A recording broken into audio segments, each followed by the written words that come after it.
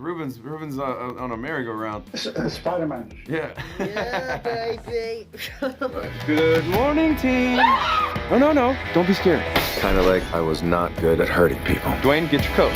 I don't have one. Are you serious? Here. Hi, I'm Ruben Peralta from the Dominican Republic. Hello. Hello. The DR, sorry. DR. TM me, baby. We're getting a little TM punchy me in over the here, sorry. DR. I can tell. You need coffee. I need coffee, yes. We have great coffee in the Dominican Republic. Oh, you're that is damn sure right. Yeah, I've never been. So good. I had the chance to watch the movie in Toronto, and I was pleasantly surprised because I felt that you just play three characters. You play the roofman, you play John, and you play Jeffrey. All three different people. And Lee, at the end, she fell in love with John. Mm-hmm. How did you create this? I know it's a thin line between having three characters, but merge all two characters into one, and then Lee, you fell in love with the good things that John has to offer. Mm-hmm. Yeah, I think people are lots of different people inside. I mean, you could probably see me with my parents, and I'd seem totally different than I am now. You could see me with some of my closest friends, and I'd probably be a different version. You could see me out in the world with people maybe I don't know, and I'd be wearing a different mask in a way. And I think we all have these different subtleties and things that we have, I think, adapted to kind of navigate the world and relationships and insecurities even. And I think Jeff, you know, he's doing the best he can. And I think he's in the beginning of this movie, he's struggling. He's a little rudderless. He doesn't have really any aim or anything, and he's willing to kind of do anything he possibly can to try to put his family back together and like have the thing that he's always wanted, and he's willing to go to extremes, obviously. And the real Jeff, I think, did go to extremes, and he did them for the right reasons, but then he got greedy. He told me with his own words, he was like, I got greedy. I thought I had the perfect plan, and I just got complacent, and like I wasn't hurting anybody. He told himself all these stories. And then when you get caught and you get slapped with a 45 years, that will knock some sense, you know, or even farther into delusion, you know, who's to really say. But, you know, who he gets to like present, I think, to the church and to Lee is that thing that you want so much from, I think, the world, which is grace, which is like, you want people to see the good in you. And it was like a clean slate. Uzo last night was talking about, you know, having just like, John had a clean slate. He could be whoever he wanted to be. He had a new start.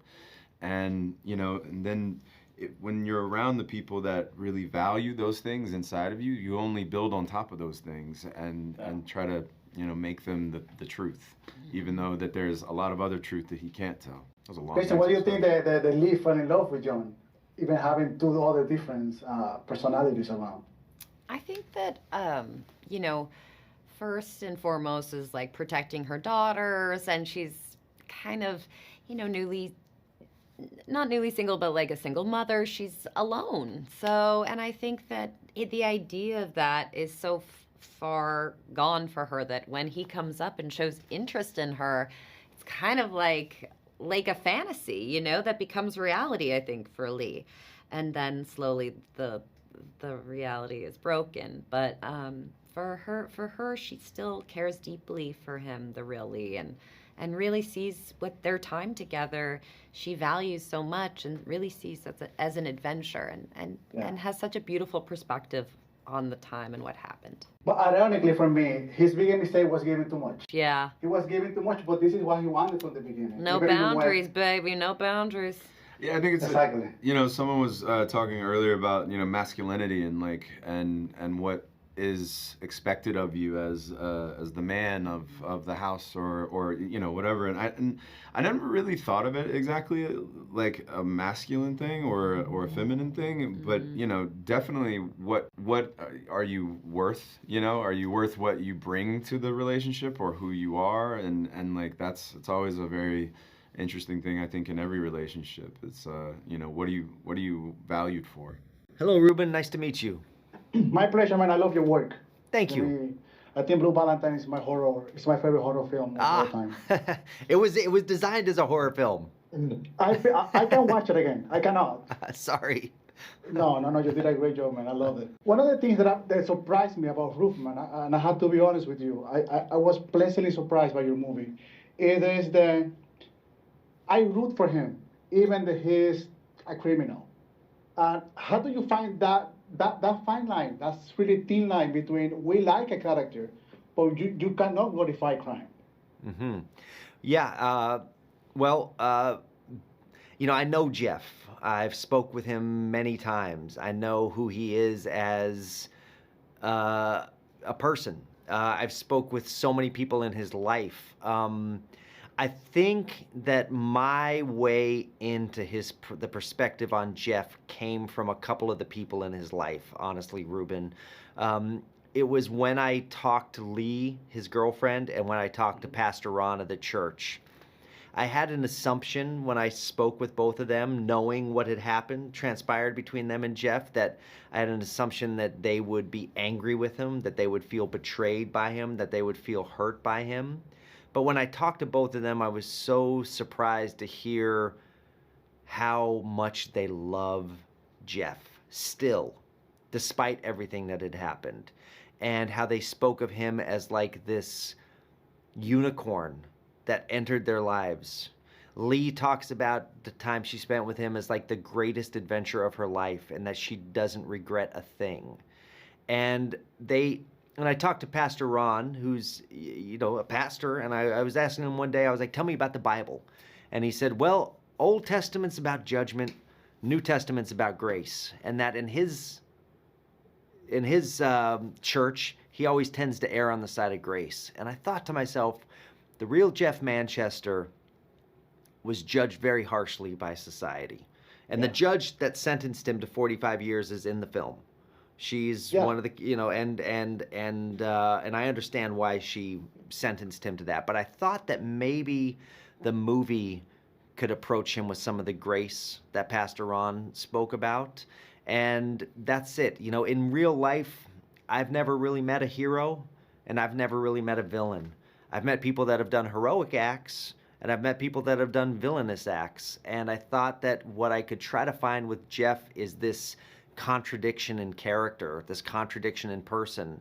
Here is at once this hardened criminal that would lock people in a freezer, but he gave them a jacket. A jacket, exactly. So it was like, if Jeff was more cold-hearted, he would have been a better criminal. It was the fact that he had this warm heart that made him an incredible failure as a criminal. And so that's where it was his humanity that was as big as his criminal acts. And it was the forgiveness and the grace of that community in North Carolina that met those mistakes that he made with grace and forgiveness. To me, that was where the movie was just trying to live in that place between those two sides, the flip sides of the coin. And then that could extend to like the comedy aspects of the movie and the tragic aspects of the movie. They both, everything in the movie was contrast to me.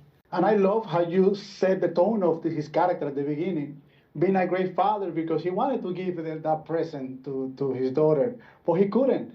Yes. And from that moment, I just like him. Yes. Because I have a daughter, so I just felt the same thing.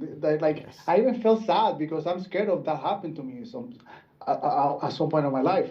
And I wondered, how was that conversation with Channing?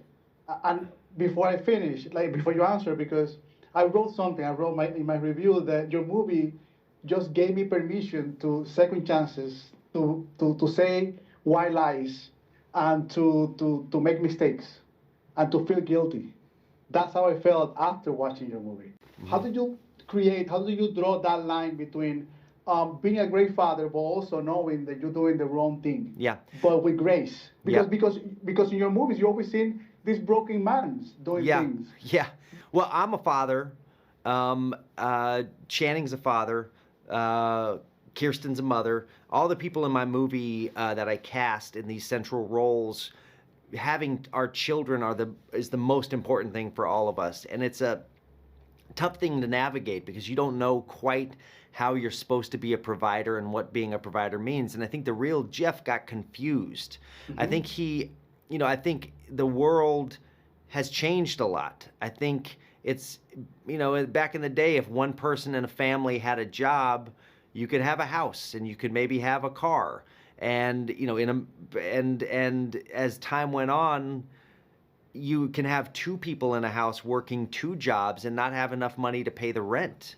And I think what Jeff found is, like, after he got out of the Army, he couldn't provide and he couldn't give his children the things that his parents gave him. And so he started to get those things, and it was material things. And I think that the mistake, and I think Channing and I both understood this, is like, what the most important thing to give your children is your time.